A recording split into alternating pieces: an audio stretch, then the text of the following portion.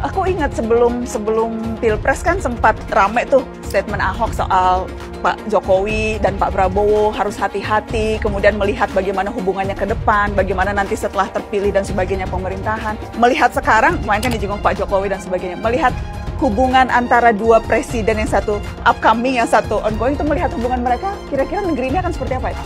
Ya, kalau dia bisa ngomong kayak begini benar sih, ya puji Tuhan lah, alhamdulillah. Orang punya dua kepentingan, punya partai berbeda, kita nggak tahu. Saya nggak tahu. Jadi kadang-kadang tuh ya, Pak Jokowi kan nggak punya kita partai. cuma, ya kan dia pasti punya. Apalagi saya lihat ya, saya bukan menuduh atau gimana, saya melihat langkah catur ke depan. Kan MK juga sudah memutuskan tidak ada parliament threshold. Itu artinya ke depan akan banyak dibentuk partai-partai baru kecil-kecil. Saya kira perjalanan ke depan akan banyak partai politik muncul-muncul. Bisa saja Pak Jokowi yang mimpin itu semua kecil-kecil digabung. Kalau Anda punya partai 2%, Anda punya 6 partai punya 12% loh.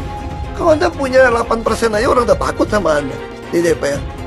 Ini makan siang yang gratis, yang beneran. Gak usah pikirin kementerian, gak usah pikirin anggaran gitu. Gak usah 71 triliun ya? Kalau saya kasih usul itu ya.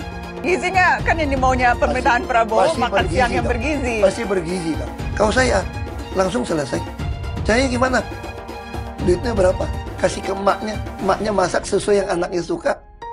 Bayangin kalau satu anak dapat 50.000, kalau dia punya 3 anak dapat 150.000. Tinggal sekolah kasih menu.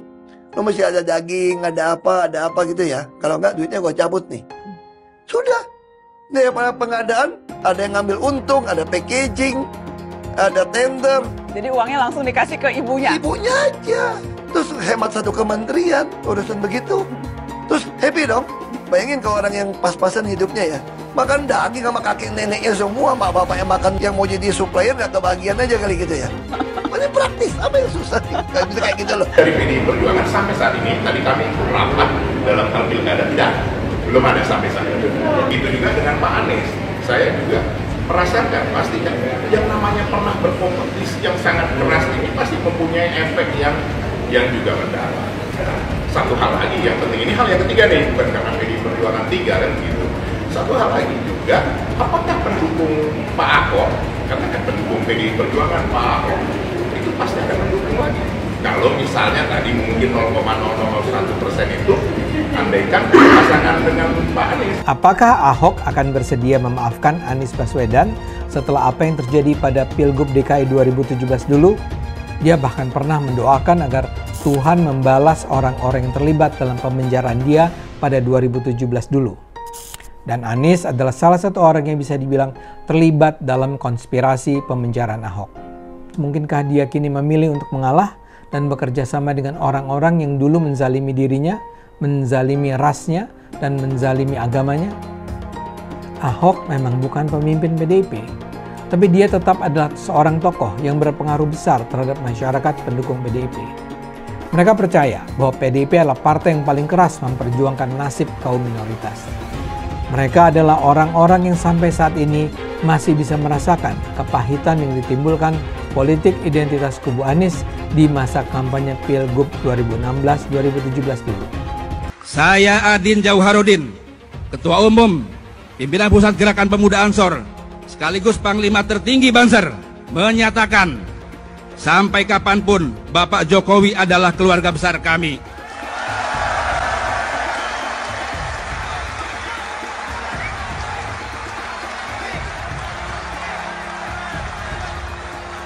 Maka siapapun yang menyakitinya dan keluarganya, maka sama saja dengan menyakiti kami, keluarga Bansor Ansor seluruh dunia. Jokowi mengundurkan diri, kita lihat besok. Semangat, tetap menuju ke reformasi 2024. Kami akan turun kembali ke jalan. Reformasi sudah 26 tahun, tapi pemerintah negara gagal mensejahterakan rakyat. Yang ada apa? Pada era itu, banyak baju-baju kuning, pencuri-pencuri, perampok-perampok bertebaran di legislatif, di eksekutif, di yudikatif, hasil reformasi 1998, dan inilah hutang yang membengkak. Keadaan sudah tidak bisa dikendalikan, hukum sudah tidak bisa diterima di masyarakat, maka ingat, ini adalah panggung revolusi akhlak. emak-emak wajib turun karena disinilah semua kekuatan akan kita lihat sebagai ibu.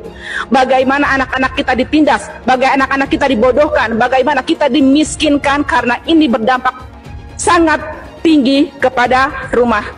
Tetap semangat, konsisten dan istiqomah dalam perjuangan menuju Indonesia merdeka untuk anak-anak dan cucu kita. Assalamualaikum. Yang kedua latarnya adalah kita ketahui bahwa parpol pasca pilpres ini, alih-alih yang kalah mengambil peran oposisi, itu rata-rata justru merapat. Nah, kami atau kita semua tentu khawatir, kira-kira yang mau belain kita nanti siapa kalau semua partai yang tadinya menjadi pesaing dalam pilpres justru menjadi mitra koalisi Prabowo. Contoh PKB dan Nasdem yang sudah gelar karpet untuk Prabowo.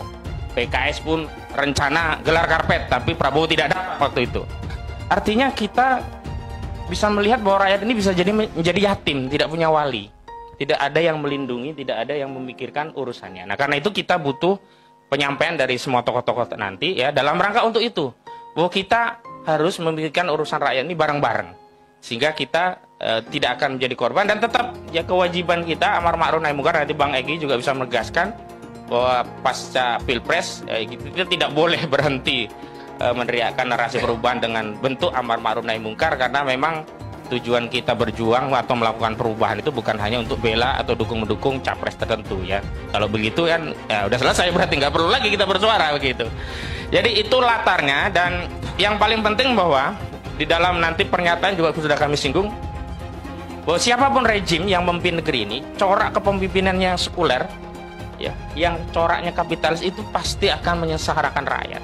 Dan semua kekayaan alam negeri ini pasti nanti juga akan jadi bancakan asing, termasuk korporasi yang ada di negeri ini, domestik. Cina masuk luar biasa di negeri kita. Jadi kekayaan kita, nikel kita, batu bara kita, tambang-tambang kita bukan untuk sebesar-besarnya kemakmuran rakyat, tapi menjadi sebesar-besarnya kemakmuran Cina. Nah, hari ini kami dari Kombatan, komunitas pendukung perubahan bersama Bapak Anies Baswedan di DKI Jakarta, menyerahkan surat dukungan kepada Parpol Nasdem untuk bisa mencalonkan Pak Anies Baswedan sebagai DKJ Jakarta 1 di Pilkada 2024-2029. Nasdem untuk meminta dukungan pada Partai Nasdem untuk segera memberikan dukungan dan pencalonan kepada Pak Anies Baswedan sebagai DKJ 1 pada Pilkada 2024-2029 di Jakarta. Kami warga Jakarta sudah merasakan selama 5 tahun kinerja Pak Anies di Jakarta kemarin, merasakan bagaimana kesejahteraan kami terangkat sebagai warga Jakarta dengan berbagai legasi yang ditinggalkan oleh Pak Anies dan berbagai prestasi yang sudah beliau torehkan untuk ibu kota Indonesia ini. Insya Allah bersama Pak Anies, Jakarta kembali mendunia, warganya kembali berbahagia. Karenanya kami warga Jakarta memanggil kembali Pak Anies Baswedan untuk siap bersedia dicalonkan kembali di DKI Jakarta. Dan kami berharap kepada Partai Nasdem untuk segera memberikan dukungannya kepada Pak Anies Baswedan. Insya Allah dengan orang baik, hidup kita semua di Jakarta akan sejahtera. Amin. Anies Baswedan, Gubernur. Anies Baswedan, Gubernur. Anies Baswedan, Gubernur. Anies Baswedan, menang. Assalamualaikum warahmatullahi wabarakatuh. Kami pengurus dan anggota Forum Komunitas Ustadzah DKI Jakarta memohon kepada Pak Anies Baswedan untuk kembali menjadi gubernur dan memimpin Jakarta. Takbir! Takbir! Takbir! Allahu Akbar! Ini wacana yang menarik. Mungkin kalian akan suka dengan usulan ini. Usulannya, bagaimana kalau Pak Basuki Cahayapurnama, bagaimana kalau Pak Ahok maju atau dimajukan di ajang Pilgub Jakarta nanti? Nah, menarik kan? Gimana? Setuju? Menolak? Atau masih ragu? Atau malah harap-harap cemas? Pertanyaan kita sekarang ini, apakah mungkin PDI Perjuangan memajukan lagi Pak Ahok di Pilkada Jakarta nanti? Apakah mungkin? Jawabannya, kenapa tidak? Bayangkan saja, seandainya Pak Anies Baswedan maju lagi di Pilgub DKI, maka bakal sangat-sangat sulit bagi siapapun buat mengalahkannya. Sangat sulit bagi siapapun buat mengalahkannya. Dengan tingkat dukungan setinggi itu, Pak Anies sangat mungkin menang telak di Pilgub Jakarta yang kali ini cuma akan berlangsung 1 putaran. Buat menghadapi Pak Anies di Jakarta, cuma Pak Ahok yang punya popularitas dan dukungan publik yang memadai. Adinda Anies, faktanya dicurangin kayak gini, mau berteman juga sama pencurang? Ya nggak bener, kan udah diperingatin surat 6 tadi ya 70. Ya, karena setelah diumumkan ya oleh juga MK malah beri kasih ucapan selamat. Jadi mengucapkan selamat kepada kecurangan, bagaimana coba? Ya sama juga kita nggak boleh ngucapin selamat Natal dan sebagainya, itu ada peristiwa sejarahnya juga ada. Buya Hamka, karena mengucapkan Natal sama dengan mengakui dong, itu kan konsep logika yang sederhana dari tauhid. Prabowo menang segera pindah agama. Saya nggak percaya. Ya, saya yang percaya yang menang itu adalah Anies Baswedan. Karena Allah tidak ridho Prabowo jadi presiden. Waktu saat kampanye bukannya berzikir malah berjoget-joget nggak jelas. Lihat Anies kampanye sambil jadi imam di Padang, kan itu untuk jadi presiden. Mana pantas Prabowo jadi presiden, hasilnya apa? Kampanye bukannya berzikir, bukannya berselawat, malah joget-joget nggak jelas. Udah badannya pakai apa? Siapa yang jadi Bapak Presiden? Anies. Abah Anies jadi presiden. Entah dilantik Abah Anies nomor 1. Abah Anies. Abah Anies nomor 1. Cinta damai. Ditium sama anak kecil mau, sama bapak-bapak mau, sama nenek-nenek cium tangan mau. Presiden kayak gitu. Abah Anies jadi presiden sedunia. Abah Anies. Abah Anies nomor 1. Abah Anies. Abah Anies nomor 1 yang dilantik, pengumuman menang Abah Anies. Alhamdulillah Abah Anies nomor 1. Kami sudah muak dengan pemilu curang. Kami datang ke sini sebagai rakyat sipil bergerak. Kami cinta yang namanya keadilan. Kami cinta namanya perubahan. Kami muak dibohongi, dicurangi. Dengan siapa? Tanyakan sendiri dengan hati kalian. Pengen perubahan, tapi kalau diajak bergerak untuk menegakkan keadilan di kantor KPU, KPU itu curang. Saya tanya Bapak KPU, goblok nggak? Goblok apa enggak? Tolol apa goblok? Kakunya insinyur, kakunya profesor, tapi diajak jebun neraka. Dia mau dengan money dan jabatan yang terjual belikan negara kita oleh siapa? Komunis Cina. Ini fakta. Kalian gak usah takut menyampaikan kebenaran. Kalian gak usah takut. Yang hak katakan hak, batil katakan batil. Allahu Akbar, Allahu Akbar.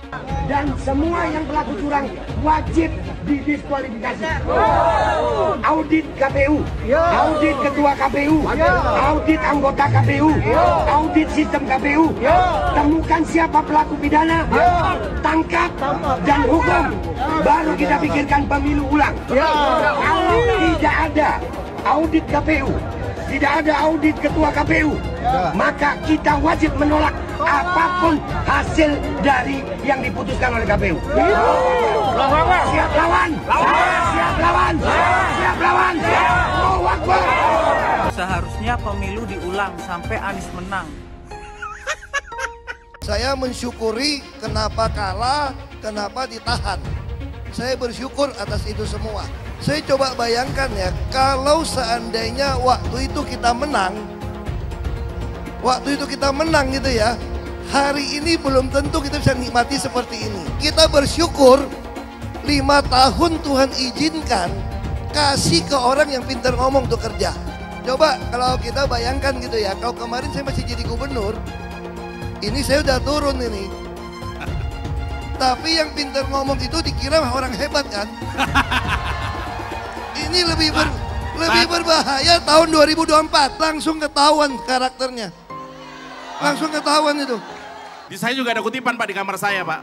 Tulisannya, Jakarta telah mengambil keputusan yang fatal. Jangan hanya konsentrasi pada pembangunan benda-benda mati yang indah difoto dan bisa ditunjukkan dalam 5 tahun hasilnya. Kalau kita mau menilai sebuah janji, maka lihat janjinya atau lihat kenyataannya. Dulu janjinya apa ya? Dan ini aneh, betul-betul aneh. Ini bukan kampanye, tapi saya sampaikan sini.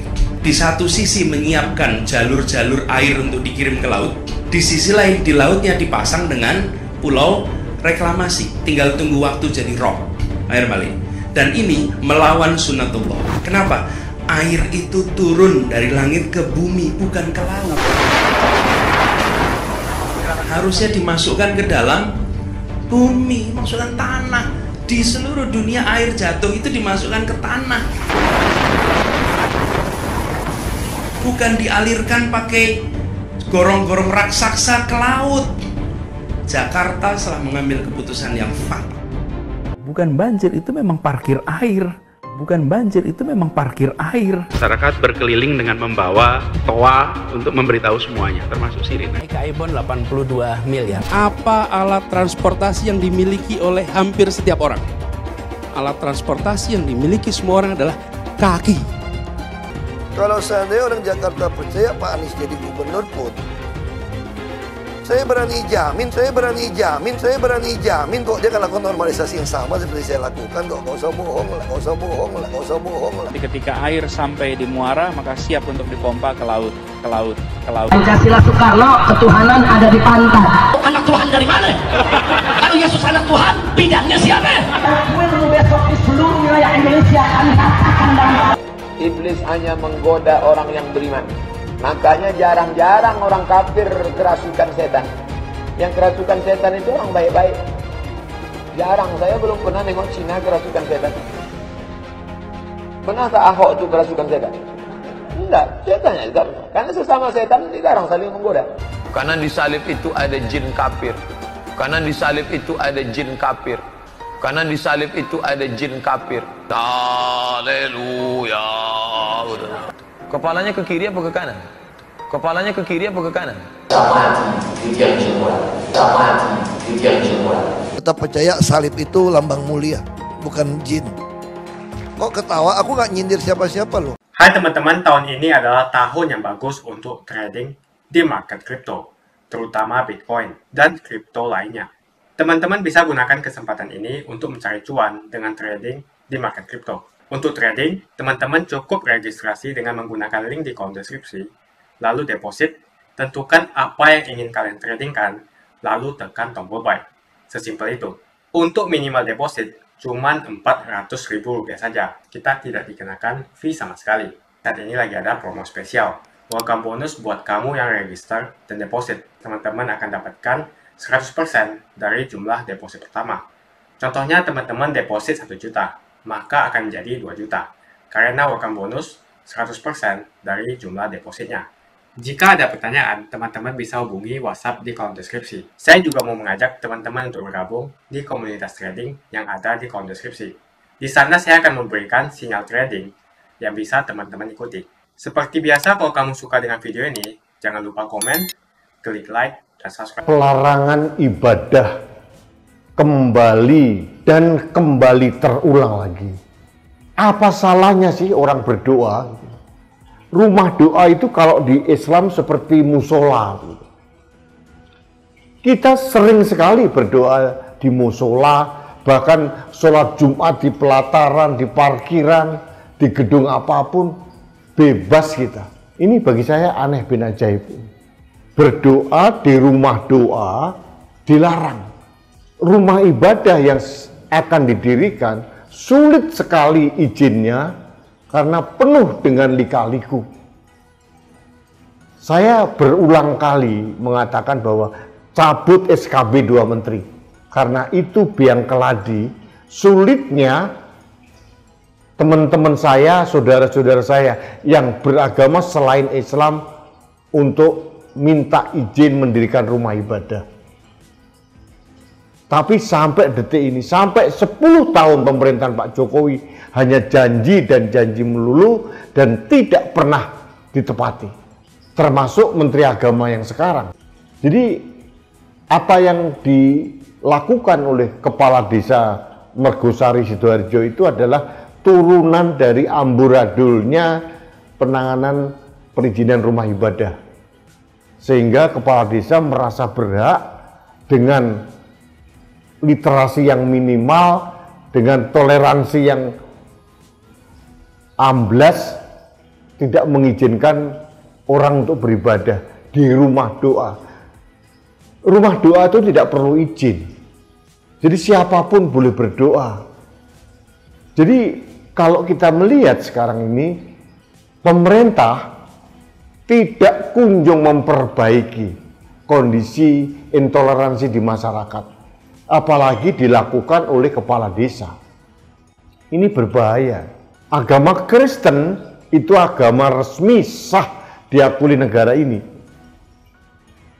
Apapun nama gerejanya, tidak ada alasan apapun oleh siapapun untuk melarang, termasuk FKUB. Memalukan sekali Indonesia ini kalau masalah-masalah ini disorot oleh dunia luar, sehingga di negeri Pancasila yang katanya semboyannya adalah Bhinneka Tunggal Ika, masih ada pelarangan rumah ibadah, masih ada pelarangan kegiatan ibadah. Bagi saya ini mengenaskan. Pemerintah harus peduli memberikan panduan kepada seluruh aparat di bawahnya sampai kepala desa untuk tidak boleh melarang kegiatan ibadah umat beragama apapun. Itu melanggar konstitusi dan melanggar hak asasi manusia. Jadi apa yang dilakukan oleh Kepala Desa Mergosari ini agak aneh. Karena masyarakat termasuk Karang Taruna tidak keberatan adanya kegiatan ibadah di daerah Tarik Mergosari Sidoarjo. Tapi Kepala Desa kekeh untuk melarang orang berdoa. Berdoa seminggu sekali coba. Ini seperti umat Islam kegiatan Jumatan setiap hari Jumat. Bahkan kadang-kadang tidak di masjid, kadang-kadang mengkooptasi jalan, tempat parkir, atau apapun yang memenuhi syarat kebersihan. Tidak boleh ibadah itu dilarang. Kita sebagai umat Islam, sebagai yang katanya dalam tanda kutip mayoritas, itu harus mengayomi minoritas yang ada di negeri ini, bukan malah bertindak semaunya atas nama kekuasaan. Kepala Desa Mergosari sewenang-wenang melarang umat beragama untuk menjalankan ibadahnya. Tidak boleh siapapun melarang kegiatan ibadah umat beragama apapun di negeri ini. Jadi saya mengucapkan prihatin kepada teman-teman saya gereja Pantai Kosta di Tarik Mergosari. Saya akan tetap bersuara untuk membela hak-hak beribadah umat beragama apapun. Saya umat muslim, saya merasa malu kalau di negeri yang katanya penuh dengan toleransi ini masih saja terjadi pelarangan ibadah.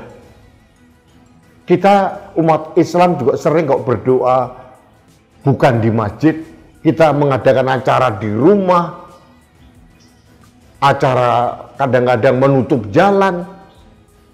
Apa nggak malu kalau kita dikembalikan seperti itu? Jadi saya mohon kepada Bupati Sidoarjo, termasuk Gubernur Jawa Timur untuk menegur keras kepala desa seperti ini. Karena ini cikal bakal intoleransi yang tidak pernah kunjung terselesaikan di era pemerintahan Pak Jokowi.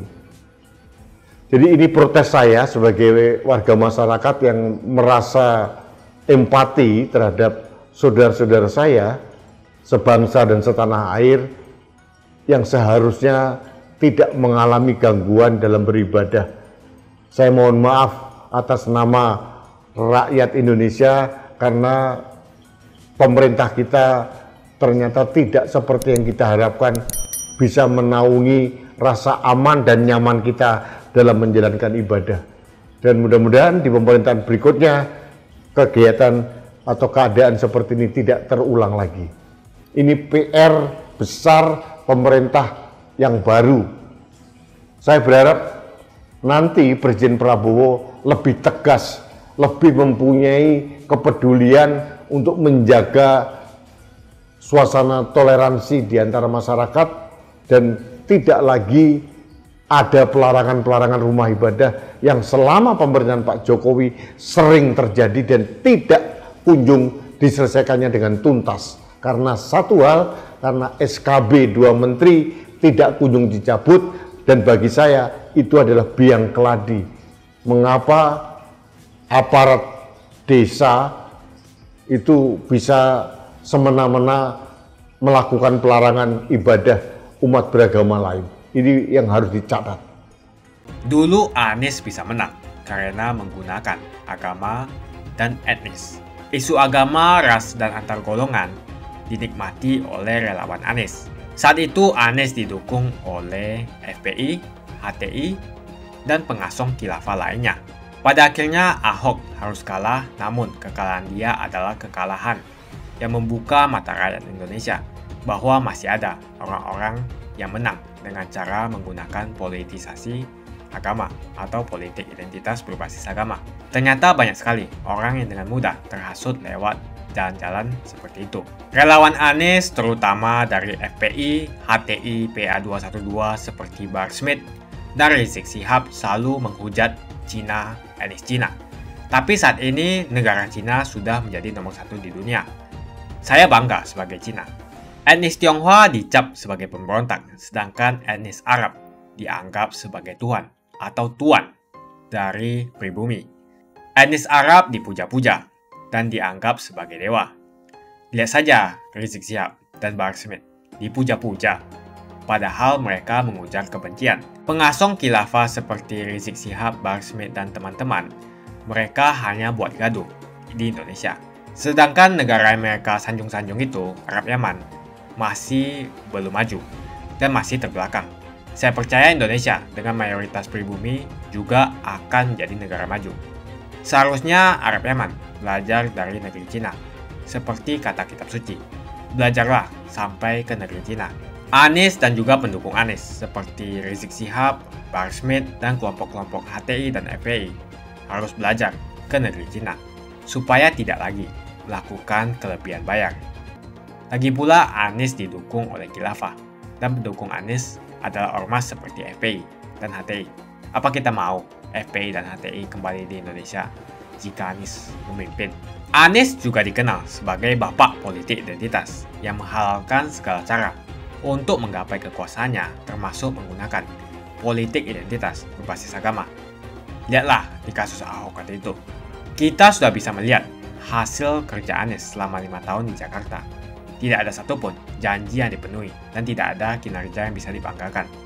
Dari DP 0%, OKOC, kelebihan bayar, Formula E, banjir, sumber resapan, jalan rusak, dan gonta-ganti nama jalan. Lihatlah rekam jejak Anies selama 5 tahun. Bayangkan Indonesia ke depan jika dipimpin oleh Anies.